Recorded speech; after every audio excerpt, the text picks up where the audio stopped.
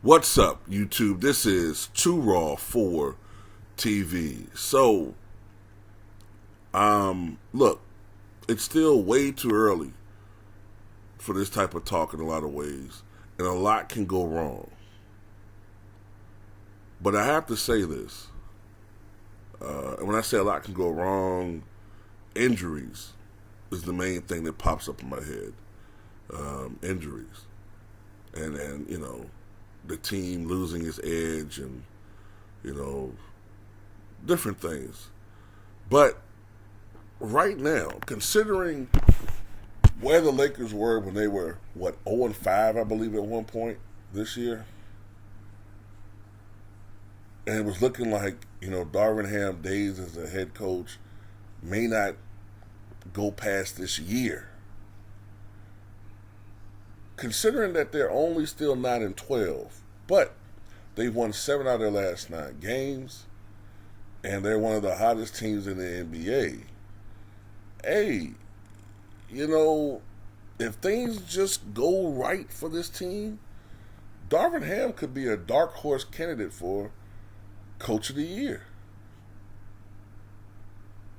Like I said, a lot of things have to go right, but right now, Anthony Davis may be playing the best basketball of his career. Even better than when he was in the bubble. Even better than when he was with the New Orleans Pelicans. This looks like a different Anthony Davis. This is the Anthony Davis that me and the brother Ticket TV and LB and 78 and all of us have been begging to see since the bubble. We knew it was in him. We knew that it was within him to play like this. But he was satisfied with giving 65 to 70% effort. He had become too content with winning that title. Sometimes you even wonder whether he was in the best shape. But he was not. Look, 23-9, 23-10, that's great for 98% of the forwards and centers in the NBA. 98 to 99%. But in Anthony Davis, no. That's not what his normal output should be. Darvin Ham has opened, I don't know what he did. Like I said, jokingly, sometimes I say he deboed his ass. But he got him out of that, hey, I don't want to play the 5 shit. Oh, I don't want to play physical. Motherfucker, you got to go out there and do what you got to do. Okay? It ain't about what's in the comfort zone. It's about what's best for this fucking team. And you have to lead this team. Now, another good sign, but I'm still iffy about this one, was LeBron James coming out and saying, basically, look, this is AD's team. That was an important thing. If he's sincere in this, and like I said, I'm always skeptical when it comes to LeBron James, but if he's sincere in this is a very important step, because LeBron James, remember, Dwayne Wade did the same thing for you 10 years ago, more than 10 years ago actually. He said for this team to win, I have to take a step back. LeBron James has to take over this team. This is a point in LeBron James' career. Look, LeBron, you still put up great numbers, but for this team to win, you have to realize that at this point in your career, you're the second best player on this team now. AD has to run the show. AD has to be the guy putting up 30 and 10, 2-3 blocks, 4 steals, dominating on both sides. Russell Westbrook, no coach had ever gotten this guy to buy in and sacrifice. Darvin Ham has gotten these guys to sacrifice. Now, this team wasn't blessed, or at least appeared to have been blessed with great shooting, but they've been rising. Remember earlier this year, they were only shooting like 19% from the 3-point range the very first couple of games. Well, let's see what they're shooting now. I know the last time I looked at it, they had gotten up to 31% shooting as a team from beyond the arc. I believe they've gotten a little bit higher since then. 31%. They are now shooting. They're still only 26 in the NBA, but they've gotten up to 32.8% from beyond the arc. That's a tremendous rise from earlier this season when they're only like 19-20% from three-point range. Still toward the bottom, but now that's better than four other teams in the league. Their field goal percentage has skyrocketed from 41% as a team to 47%. They're getting easier shots. As a team, they're shooting 80% from the foul line. That's top 10 in the NBA. That's a big factor into why they get some of these victories. They're getting to the foul line. They're top 10. They're top 5 in the NBA in free throw attempts, and they're top 10 in free throw percentage. So, that's very important that they got guys that can knock down free throws. They're top 5 in the NBA in rebounding, led by AD. We know Russell Westbrook's a great rebounding point guard.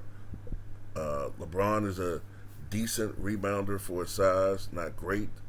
They're 11th in the NBA in blocks. They've gotten a lot better as far as turnovers is concerned as a team. They're 12th in the NBA. Earlier this year, they were a lot lower than that. So all across the board, they've made a lot of improvements.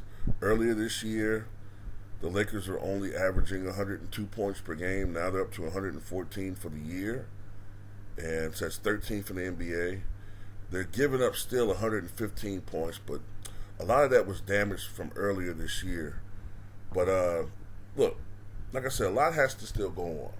A lot has to still happen for this team. But right now, AD is averaging 27.2 points, 12.6 rebounds, 2.7 assists, 1.4 steals, 2.4 blocks. He's shooting 58% from the floor, 82% from the foul line, 29% from three-point range. And Lonnie Walker is averaging 16.5 points, 47% from the floor, 36% from three. Austin Reeves is averaging double figures, almost 11 points a game, 54% shooting, 40% from three-point range, 91% from the foul line. Russell Westbrook, 15 points, over 5 rebounds, over 7 assists.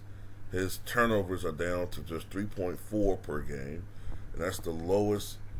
Let me see. For everyone that keeps yakking about his turnovers, that's the fewest amount of turnovers that he's averaged since his second year in the league. Since his second year in the league. Actually, since 2012, 2013. So, the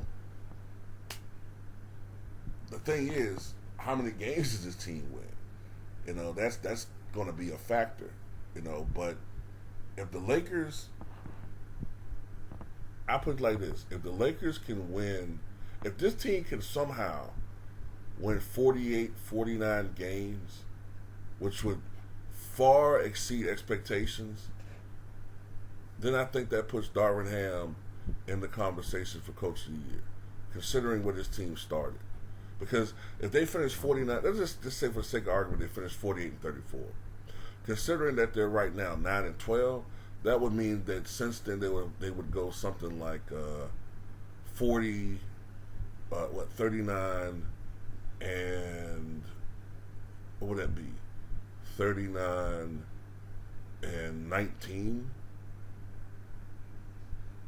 That's a pretty dominant run for a team that a lot of us didn't think was going to win 35 games or even 30 games. So, anyway, like I said, a lot has to happen, but that was a big signature victory. But we can't get too caught up in that one victory. But if the Lakers can get some signature wins against quality teams this year, we got to look out for that. I'm just throwing that out there. If the Lakers can get above 500 and slowly get a few games above 500 and just go through the grind and, get a record that's well above 500 by the end of the season. We'll have to wait and see. But tell me what you guys think.